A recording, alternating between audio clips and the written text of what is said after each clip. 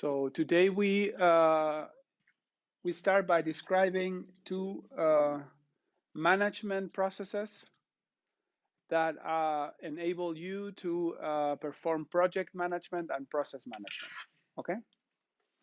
So basically, they're very similar approaches, but they're different, and we will discuss about the differences and the similarities. So first, we talk about process management.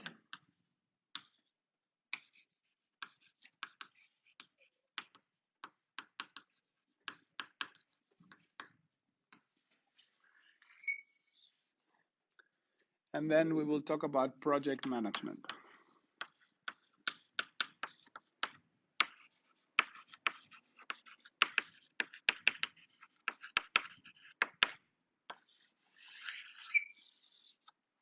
Okay.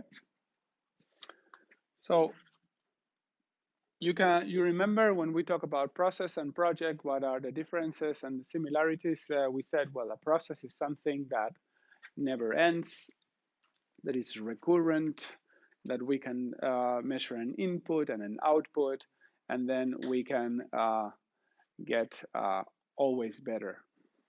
A project is something that has a beginning, has an end, and of course we can measure performance as well, but there is not a limited way of approaching it, because we have a certain set of resources, we have a deadline, we have a budget, we have quality goals.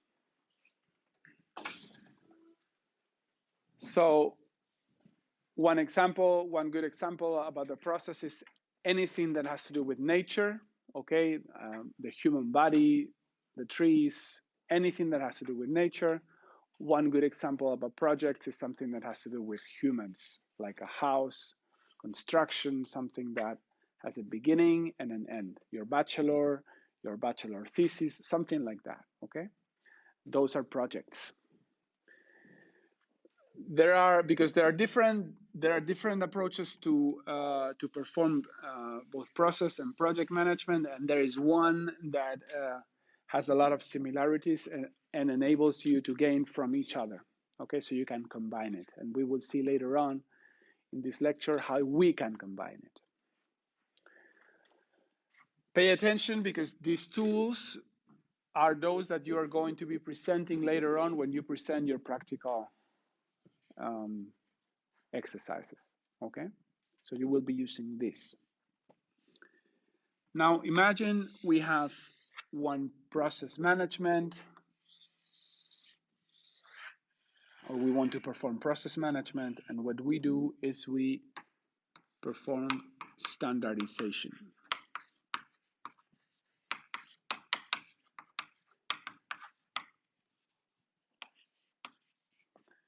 Standardization of process management, which will be also a standardization of project management, is the key. Is the reason why this system is so successful when you use it, because it's a common language. Okay, standardization, a set of rules of communication that communicate. One process owner,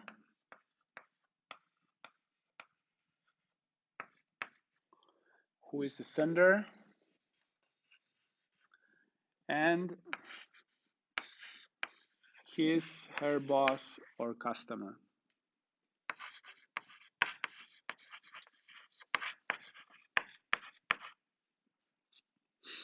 This is the sync. In German, Empfänger.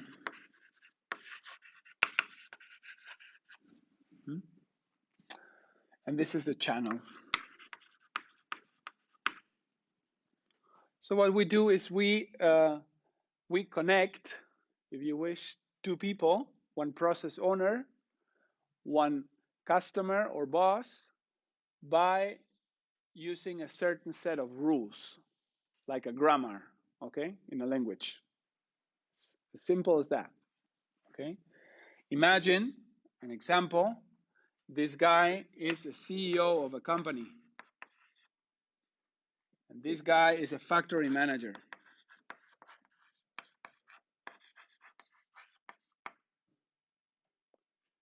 Imagine for a minute that this guy wants to increase the cash flow of the factory. Cash flow is something you know. Do you know what cash flow is? Yes. Yes, good. So, you know this?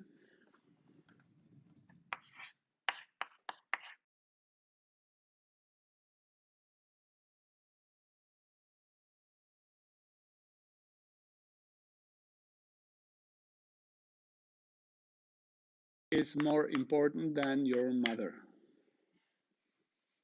Don't forget it. One of the most important KPIs for your business later on.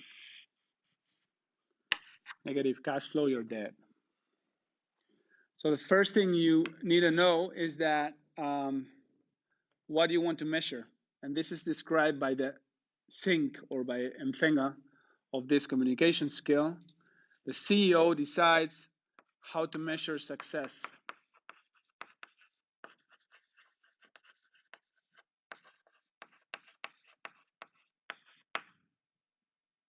This is the first thing we decide.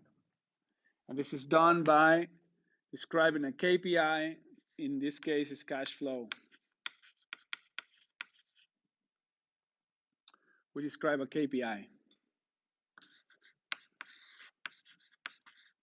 And measure the current state.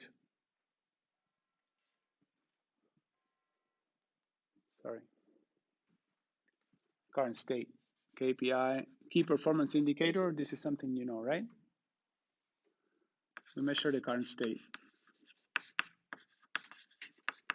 This means we measure the cash flow today. This is time, of course.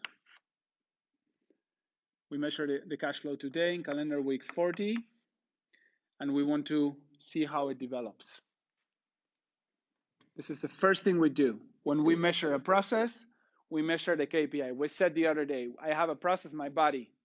I want to lose weight. I can measure my weight. This is an output KPI, okay? I can measure the amount of sport I'm doing. This is a process KPI, and I can measure the intake in kilocalories that I'm taking. This is the input KPI. So it depends on what I measure, what I get. Okay, so this is very important. Depending on what we measure and how we measure success, we get different behavior. Imagine you measure success in football by the amount, instead of by measuring the output, the amount of goals that you score, you measured success by the amount of successful pass. Okay? Imagine you measure success like that. Well, teams would not be trying to score goals. They would be trying to make successful passes all the time. Okay? So by changing the way you measure success, you change behavior. In an organizational context, this is very important. Okay? This is clear. This is very important. So if you want to measure a certain set of KPIs in order to deliver a certain behavior, you just have to change the KPI. Instead of measuring cash flow, you can measure quality, or you can measure your forgiveness before income tax, or you can measure your productivity, or whatever you want. Okay, depending on what you measure, you get different behavior. Once you measure your current state KPI, what you do is you describe the process. Okay? So the second thing you do is you ask what, you ask who, you ask how, you ask how long, and so on and so forth. So you can ask anything you want, but why? Okay, here we don't ask why yet.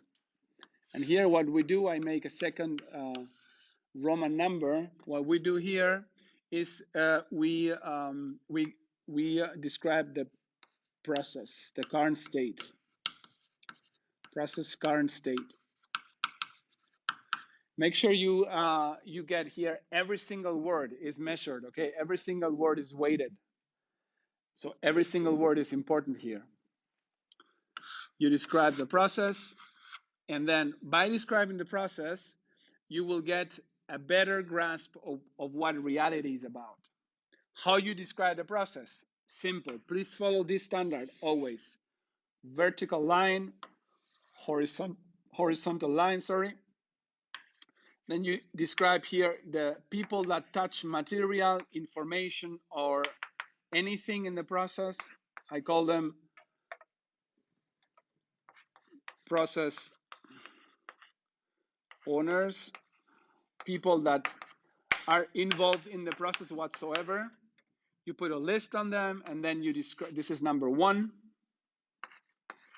Number two is a list of the steps that these guys do.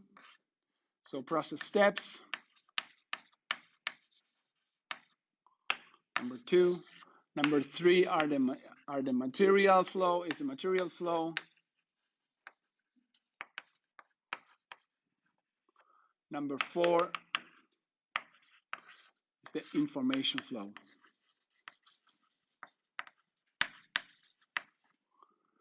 So I put a dotted line for information flow and a straight line for material flow.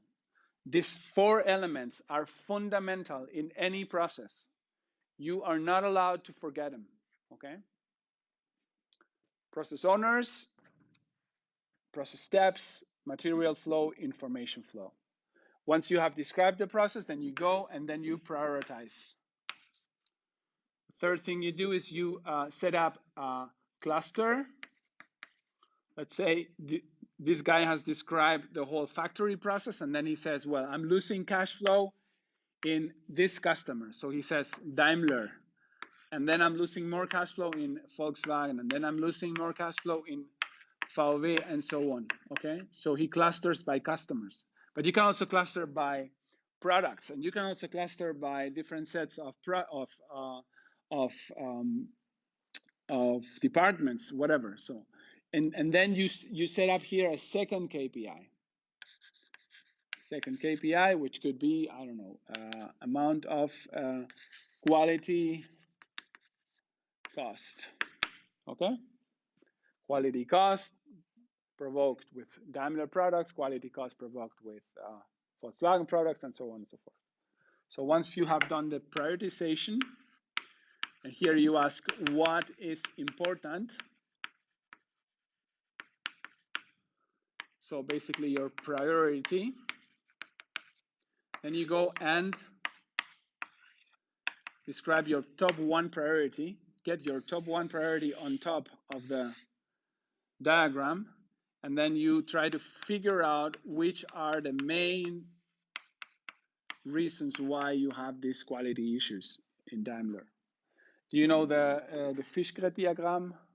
Yeah, you know it? Ishikawa diagram, you know it? Do you know it? No? Well, say it. Okay, say it. Ishikawa, Ishikawa. Ishi means stone, and kawa means river. Okay. This is a Japanese engineer that discovered it, and basically what you do is you paint like a fish, okay, a dead fish with the bones, a fish bone, and then you put here in this main spines, you put the different categories, okay.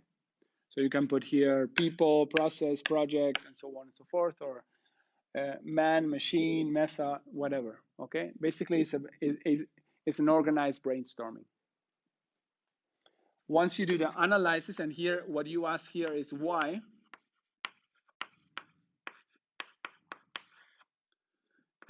Here you perform an analysis. Once you do the analysis, here you go and say, well, what I'm gonna do. Action. After trying to figure out what was the root cause, then you go and say, okay, what I'm gonna do. I'm gonna do this and that in order to take care of this problem in Daimler. So I define an action and I say who is going to do it and until when. After implementation, then you go and then you see if cash flow has increased. Okay? That's a simple idea. Once you see that it has increased, basically here we say, what do we do? What to do? And then you describe here an action. And here you go and say, well, after saying, okay, I have gotten it better after this action needs to be integrated into my standard, into my new process. So I integrate this action into the standard.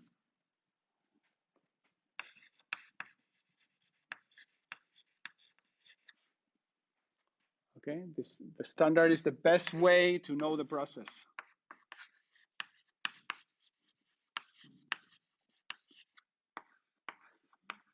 What is best practice?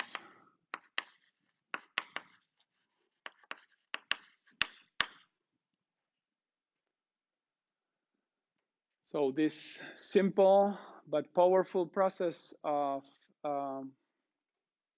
optimization drives performance in the process management level. This is standardized. This is called check. Z. This is called plan. P. This is called do. D.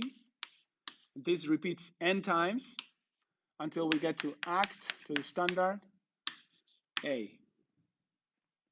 That's why it's called CPD, CPD, CPD, 100 million times until you get to the top performance, and then you get a standard, and then you say, I close it with A. Okay? So we call it CPD-NA. Process management, CPD-NA. When I ask this, if I ask this in the examination, you need to tell me exactly what I've told you with an example. So don't worry, we will be having a lot of exercise with this. Yes. The n is only the repetition, right? Yeah, yeah. So n times.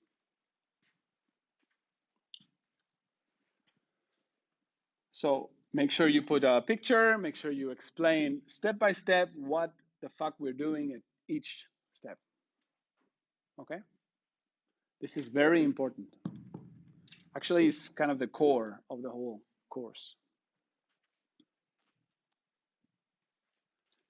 You know it already from last year. But anyway, questions? So now try to figure out any process you want. In nature or not nature or whatever, any process, put a KPI, you can measure it, describe the process, get the priorities, and this is the most difficult part, this cluster, then get some analysis and get some action.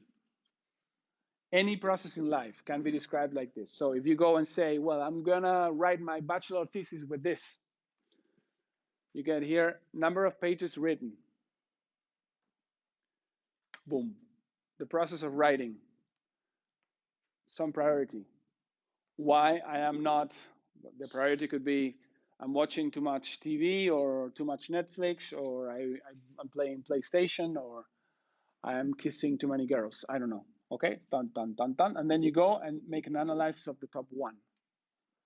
Make an action, and then go there and get better. Any process. If you follow this standard for your personal life, I guarantee you personal success.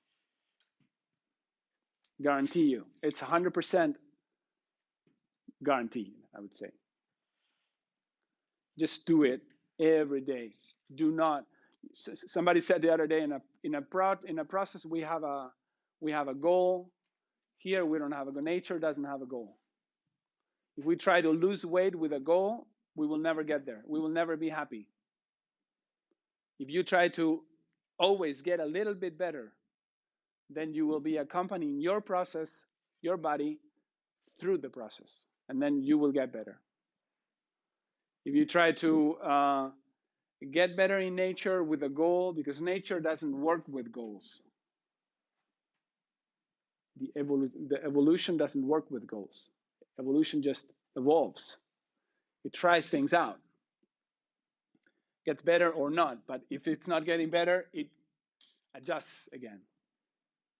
Whatever is not getting my system better is discarded. There's a very nice simulation you can make,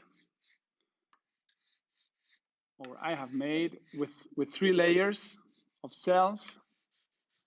And you measure, you send an image here, and then you measure the quality of the image here after getting the light through 3 lenses. And these lenses, one is transparent, one is translucid, and one is 50% translucid, and one is 20% translucid. So what form you think this is going to take after 10 million evolutional steps? These 3 flat layers can change their shape randomly.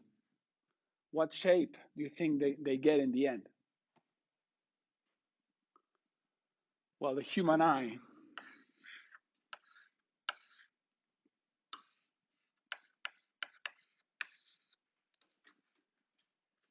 Or the eye of a mammal. Basically, nature doesn't care.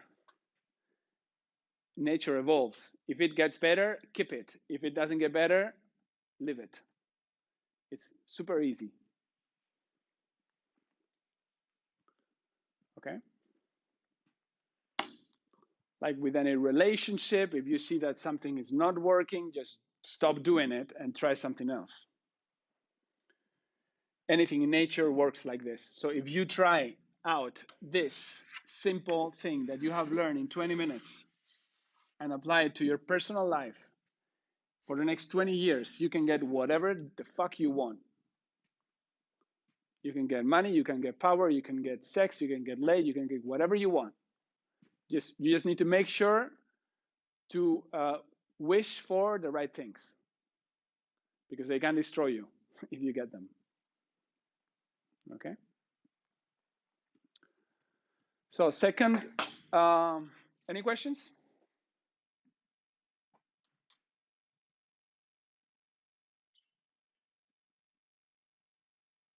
No? Good. Well, then we go to project management, and this is similar but not same. Okay? We also get a standardization. We get one role, we get another role.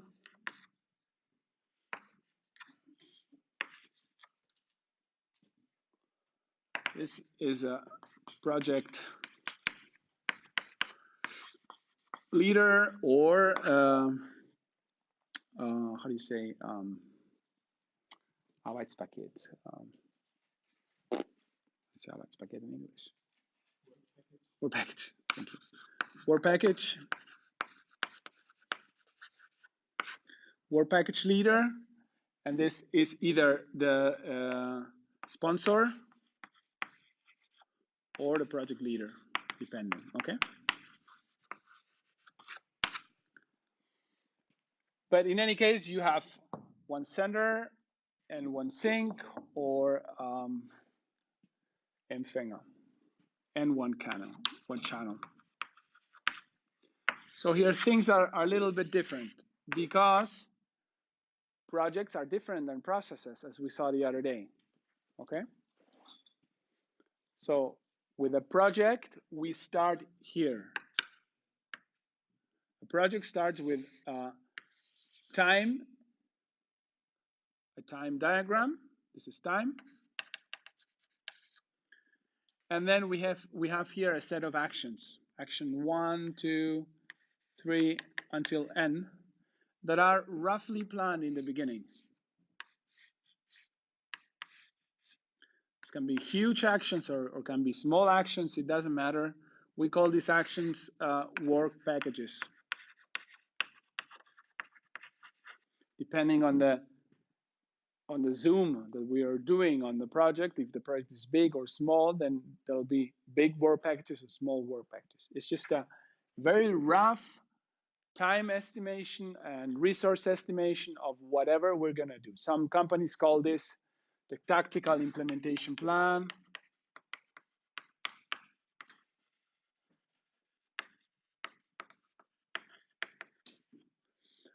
There are different approaches, okay? You can put here the resources that's going to take. We will be talking about that in the next lectures. But you start with this, okay? You start with your check, with your do, sorry. Some people call this a Gantt diagram as well. After that, you describe your success factor,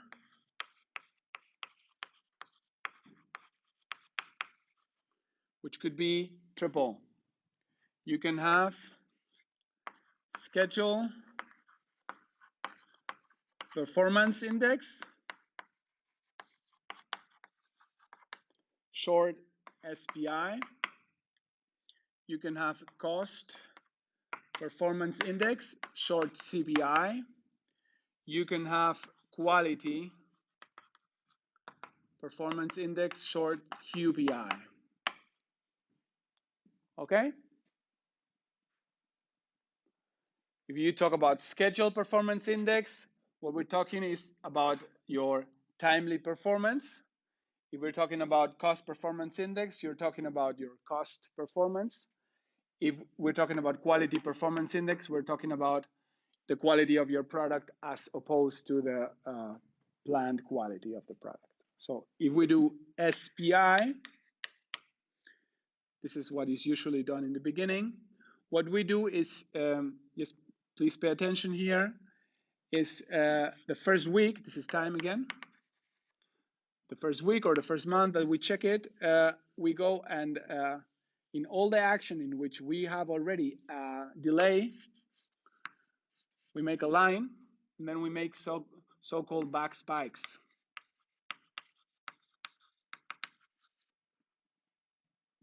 Back spikes. Okay? Back spike is because it's going back. Okay? And the amount of the back spike can be longer if the delay is longer. This is simple, right? So after driving and describing the back spikes, we add them all up. 3 weeks, 2 weeks, 2 weeks, 7 weeks in total. So this week we have a delay of 7 weeks. Okay? After that, we go and we describe, here please pay attention, in plan, this is check. In plan, we first describe the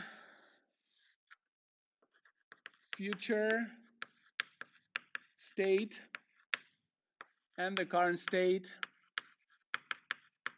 process, both in one picture. The way I do it, you can do it differently, but the way I do it, I recommend you do it like that. I paint with one color the way I would like the process to be. The way I'm planning it is going to get the future state.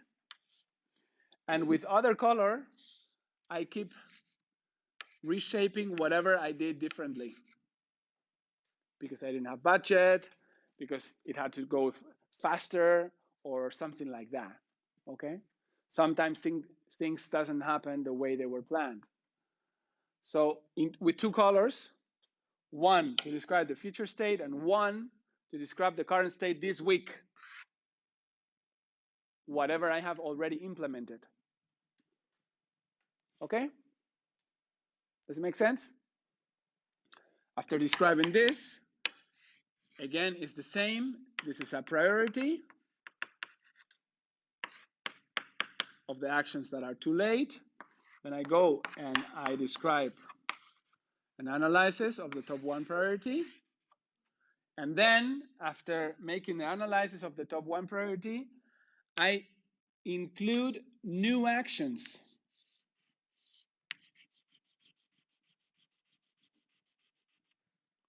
that help me get out of this delay.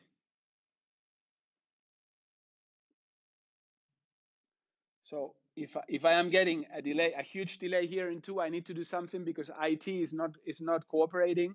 I need to do something. So I include a new action, new resources for IT, or new guy going to IT to help whatever. Okay, so I include this new action that is going to help me get this delay better next week.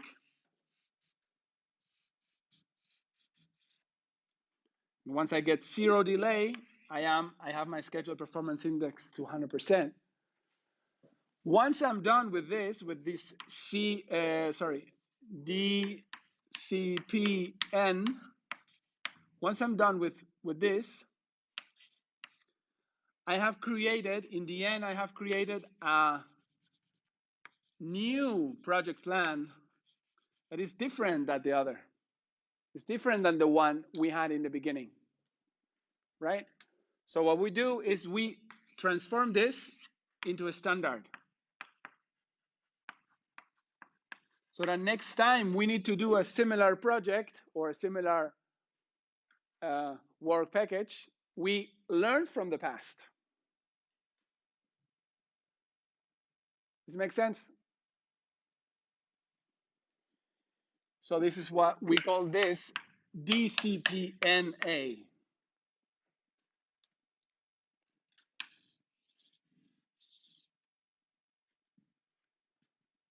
We start with the do, 1, 2, 3, 1, 2, 3, 1, 2, 3, and then 4.